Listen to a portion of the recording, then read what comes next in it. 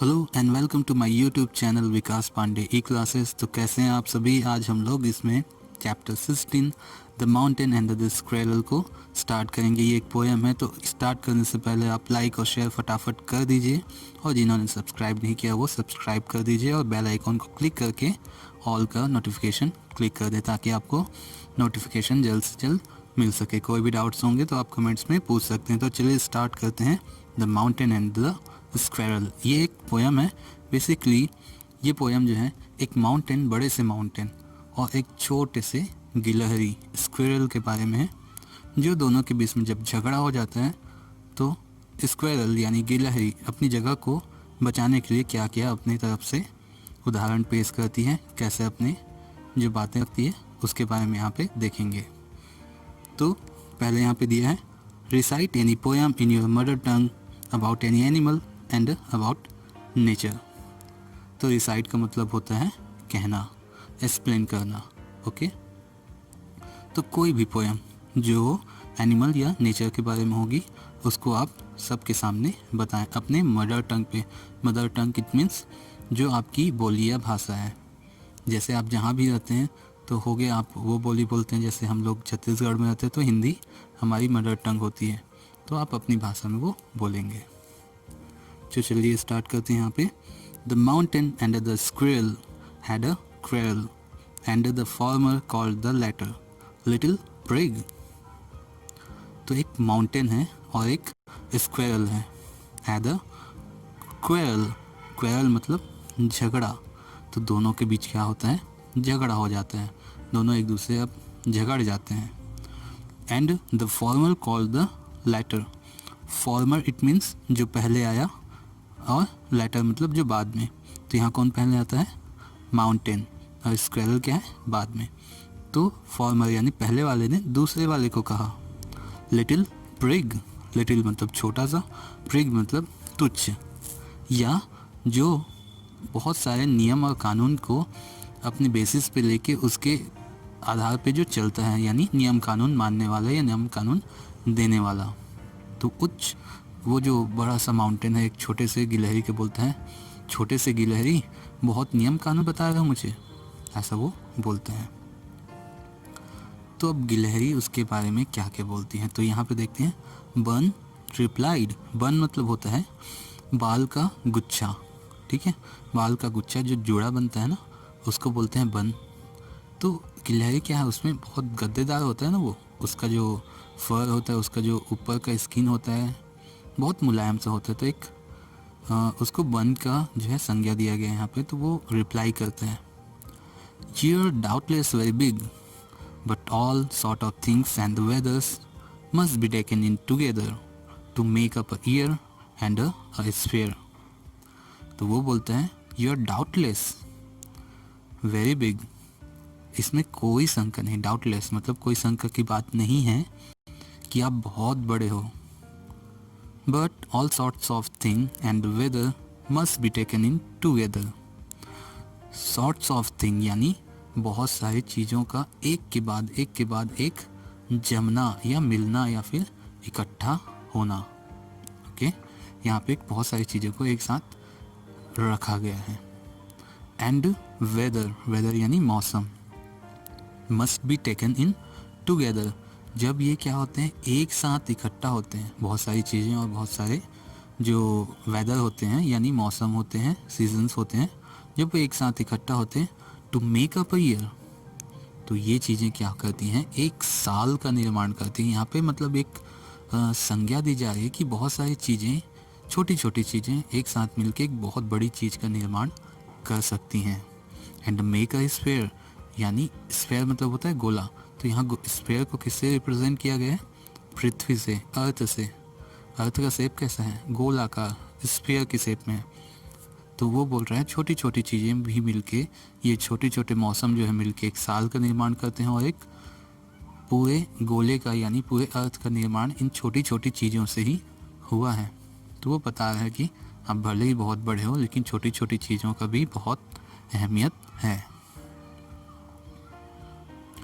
And I think it is no disgrace to occupy my place.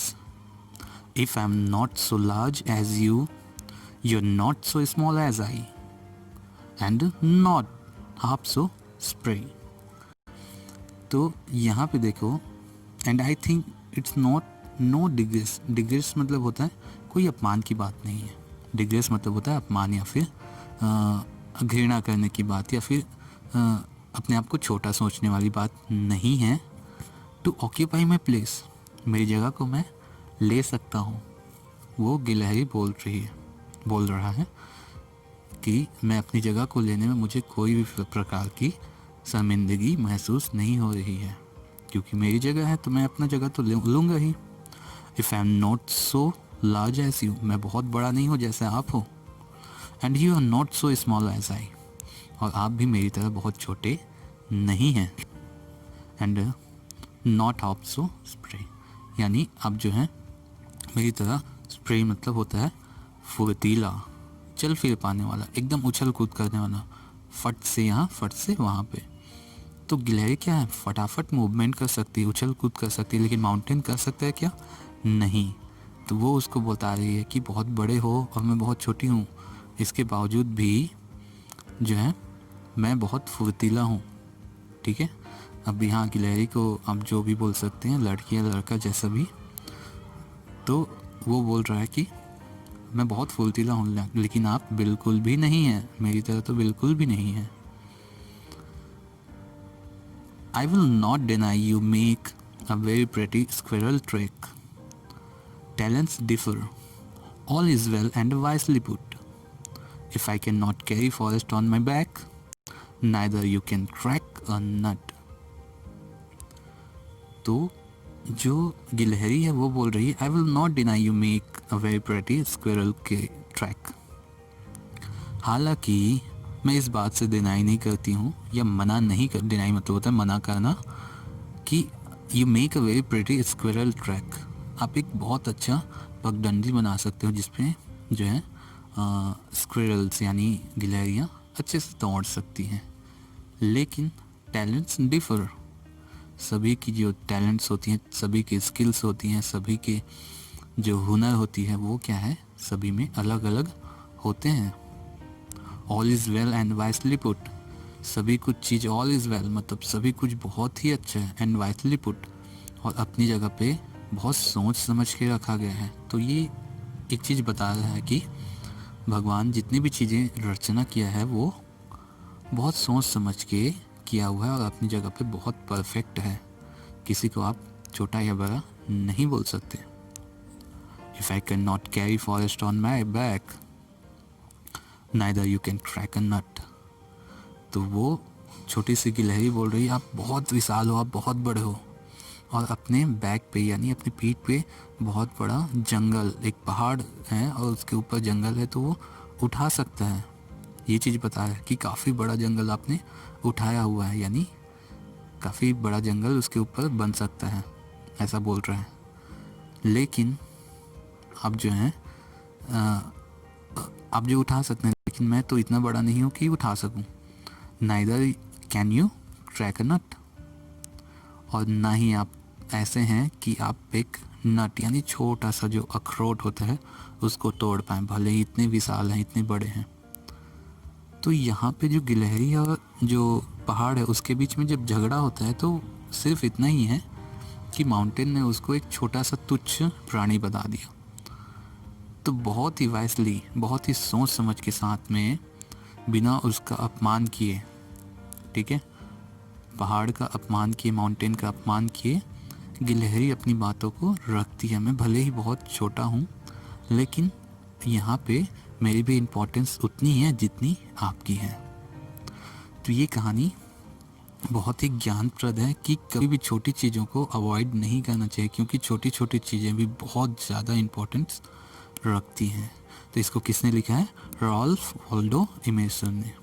ठीक है, Rolf Waldo immersion ने इसको लिखा हुआ है, उसके राइटिंग यही है. तो यहाँ तक इसकी स्टोरी थी. हम लोग कल के चैप्टर में देखेंगे, कल के वीडियो पे देखेंगे कि इसकी एक्सरसाइजेस हम लोग करेंगे उसमें. ओके, तो आपको अच्छा लगता होगा तो लाइक और शेयर कर दीजिएगा. अच्छा नहीं लगता तो प्लीज़ कमेंट में बताइए क्या इम्प्रूवमेंट की जा सकती है. वीडियोस जो है आगे आते रहेंगी. So keep continue and bye bye.